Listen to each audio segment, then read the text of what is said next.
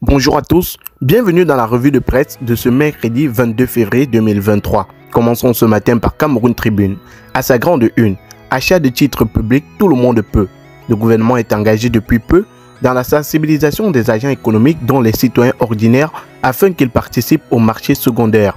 Ainsi, en ouvrant un compte titre dans une banque, chacun peut acheter des titres de l'État à partir de 10 000 francs CFA, dont les spécialistes assurent qu'ils rapportent plus que l'épargne classique. Comment ça fonctionne? Quels sont les divers avantages? Lire le focus de Cameroun Tribune entre la page 11 et la page 13. En petite une, Serac, puis dedans à Bibémi.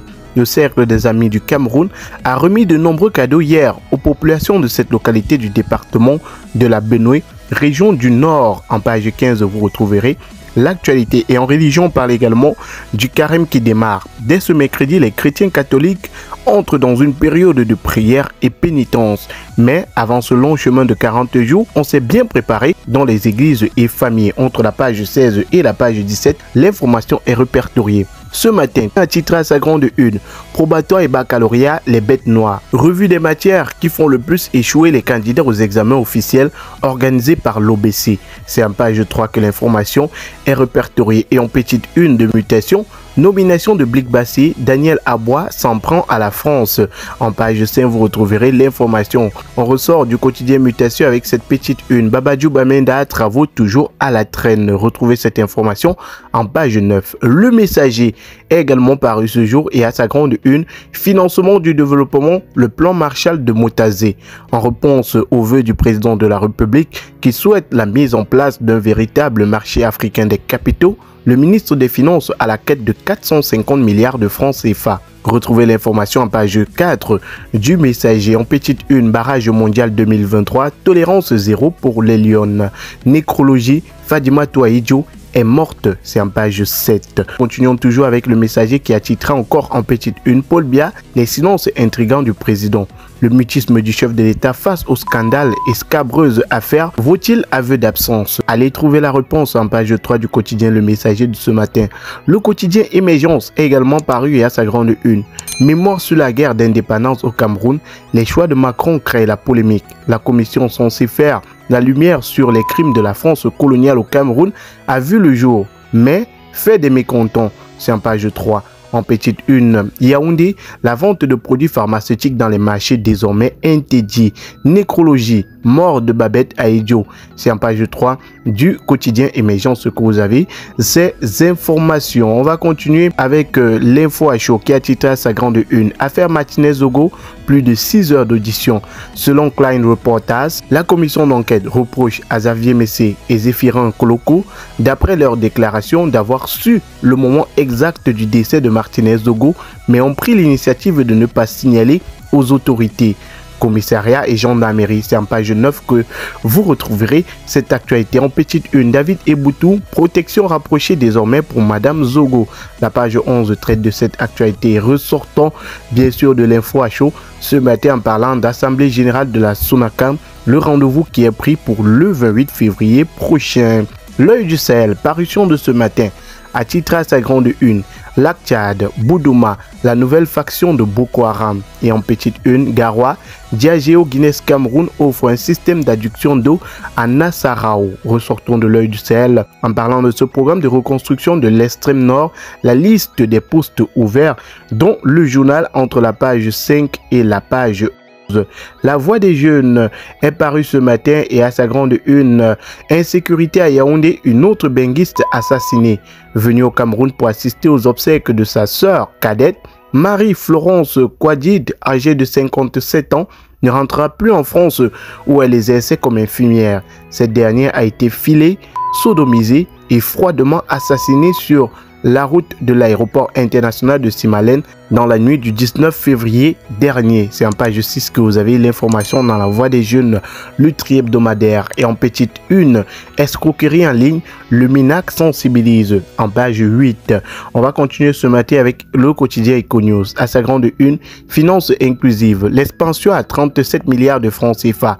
Le document de la stratégie nationale de la finance inclusive 2023-2027 a été présenté hier à Yaoundé. Les défis jugés importants pour les 5 prochaines années sont-ils suffisants pour produire significativement l'écart entre l'offre et la demande des produits et services financiers. Lire le décryptage d'Econews en page 4 et en petite une, marché des titres, les banques bout de l'offre de la BIAC. C'est la page 4 qui s'intéresse à ça. Le tri-hebdomadaire Le Soir, parution de ce matin, a titré à sa grande une, Stratégie nationale de développement 2020-2030. Le MINCAF invite ses collaborateurs à avoir l'esprit de résilience et d'efficacité. C'était l'un des messages principaux au cours des échanges entre Henri Eyebe Aïssi, ministre des Domaines, du Cadastre et des Affaires foncières, et ses collaborateurs réunis le 15 février dernier dans la capitale politique Yaoundé à l'occasion de la cérémonie de présentation des vœux au MINCAF ainsi que l'installation des nouveaux cadres de ce département ministériel. L'information se trouve entre la page 2 et la page 3. En petite une, Bolloré African Logistique, en partenariat avec le PAC, pour le développement d'une zone industrielle intégrée du côté de Kribi. Continuons ce matin avec La Patrie, qui est également paru à sa grande une, coopération sanitaire, la Corée du Sud aux côtés du Cameroun. Une forte équipe d'experts coréens est en séjour en terre camerounaise dans le but d'approfondir les études techniques dans les 4 infrastructures sanitaires qu'elle envisage de construire au Cameroun. Entre la page 7 et la page 8 est répertoriée l'information et en petite une, transport urbain, Yango et les syndicats s'accordent. C'est la page 2 qui traite de cela. Ressortons de La Patrie ce matin avec cette information nécrologie. Fadimato Aïdio s'en est allé en page 11. Continuons ce matin la revue de presse avec l'économie. Le quotidien est paru ce matin et à sa grande une, classement les meilleurs spécialistes en valeur du trésor en 2022. Primé par lui Paul Motazé, ministre des Finances, le 16 février 2023 à Douala, ils se sont illustrés dans l'accompagnement des projets réalisés par l'État l'année dernière. En page 3, vous aurez l'information ressortant avec cette alerte 4 arnaques liées au transfert d'argent dont il faut se méfier au Cameroun en 2023. Ressortons du quotidien L'économie en parlant d'Orange Money. Orange Money, l'ouverture d'un compte est désormais possible avec des puces MTN, Nextel et Camtel. Expression économique à sa grande une, téléphonie mobile, l'ART dépassée par les opérateurs de télécom. Malgré les amendes, les mises en demeure et autres sanctions, le régulateur peine à faire obtenir un service de qualité. À chaque fois, Camtel, MTN, Orange et Nextel promettent de s'améliorer, mais en vain. Entre la page 6 et la page 7, vous avez l'information. Ressortons d'Expression économique ce matin avec cette information liée aux titres publics. Émission des titres publics par l'État en 2023. Le MINFI, en campagne d'information à Douala pour financer ses projets de développement, l'État du Cameroun envisage de mobiliser 450 milliards en 2023 sur le marché des capitaux. L'information se trouve en page 3. Continuons ce matin avec Eco Matin à sa grande une. Budget. Le Sénat a coûté 167 milliards aux Camerounais en 9 ans. Et en petite une, Cameroun, l'inflation atteint son plus haut niveau en 27 ans. Ressortons d'Eco Matin ce matin en parlant d'investissement péril sur la zone industrielle de Yaoundé. West Eco est également paru à sa grande une. Élection à la présidence du JICAM, la candidature de Célestin Tawamba n'est pas certaine.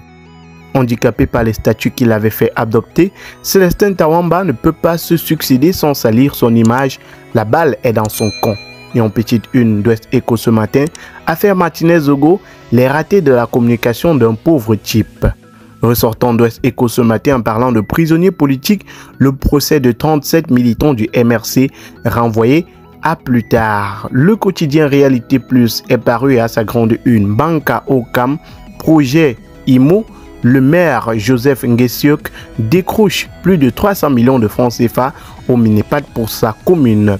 Et en petite une, filière banane plantée au Cameroun, Tony Obam et le ministre Mbaye facilitent l'accès au financement aux acteurs. Continuons avec Éco-Santé, couverture vaccinale en zone communautaire. Provaresque veut vacciner plus de 24 000 enfants. Et en petite une, traitement de la toux et du rhume, le baume François et le Soukoudai très prisé. En dehors des produits qu'on retrouve dans les pharmacies pour lutter contre le rhume, la grippe et la toux, ces produits faits à base de plantes naturelles sont beaucoup moins coûteux et très efficace. En page 5, vous avez l'information sur ces nouveaux genres de traitement au Cameroun. Le quotidien, parution de ce jour, fête internationale de la banane plantain, Boya 2023. Gabriel Bayrobé et Tony Obam font exploser la production de la banane plantain. En petite une, commune de Monatélé, le développement impulsé depuis les berges de la Sanaga. Le jour est paru ce matin et à sa grande une, Martinez Zogo, où en est-on un mois après?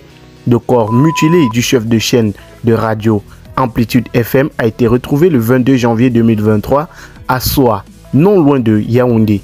Rendu au 22 février, plusieurs suspects ont été interpellés. Après les auditions au CED, les suspects sont passés devant le gouvernement au tribunal militaire. La principale question demeure: qui a tué Martinez Zogo? La page 3 du quotidien Le Jour s'y intéresse. Élection. Que se passe-t-il à l'ordre national des médecins? La question est posée et les éléments de réponse dans le quotidien Le Jour paru en cette journée. Coupe du Monde Australie-Nouvelle-Zélande 2023. Les Lions à un pas de la qualification. Elles affrontent la sélection du Portugal ce jour pour la finale des barrages dans le groupe A. En page 9, vous retrouverez l'information des différents journaux en kiosque. Les amis, merci d'avoir suivi la revue de presse de ce matin. N'hésitez surtout pas à liker la vidéo et lâcher un commentaire. Bonne journée.